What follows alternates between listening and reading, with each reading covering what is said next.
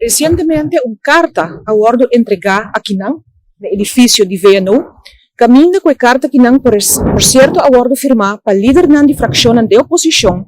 A carta está destinada para a Holanda, ela vai para o Sr. Rutte e também para o Sr. Van Huffelen. E depois disso aqui, a tomar lugar a reunião na Holanda, caminha com o momento aqui no SA, o Sr. Van Huffelen expressar que depois da reunião do Conselho de Reino, tem ainda a proposição de CFT para um aanwijzing riba mesa. Onde o governo está visa que nota sina, realidade, que tem uma proposição riba mesa para dar na país Aruba, governo, um aanwijzing, mestre vai cumprir o direito, o que está o pressuposto do país Aruba.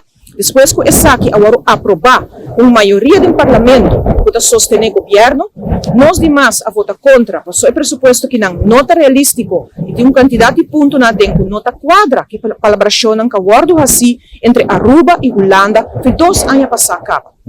E naturalmente, a base de incumprimento aqui não está, onde não está, que o governo atual e que o povo está cansado e harta de situação aqui. E também, naturalmente, nós sabemos que o governo de Aruba a pedir placa, essa que é o Arum Nenga, o soldado avisa que, por supuesto, tem que adaptar e tem que a palabração acidente, entre outros, a reforma não que o palabra, e também passar a situação financeira do país Aruba. Que nós sabemos que aumentar, e vou mencionar diferentes motivos, qual é o favorito do ministro-presidente para avisa, para via de pandemia e também para via de guerra de Ucrânia.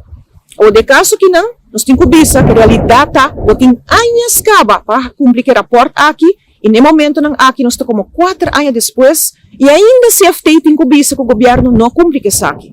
Kita é nepotismo, que tem pico aue, qual está favorecer família não, amistade não, cerca do governo, e aunque o governo passa uma lei de screening, lo que em efeito a guardo cita, a parte com lei de screening está bom para o ministro não a percurar bahasi com a friends and family, mas por guardo ubicar cerca de ministro de trabalho.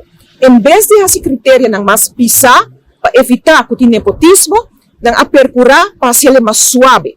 E isso aqui significa a intenção não robês que o governo tem para continuar com o nepotismo.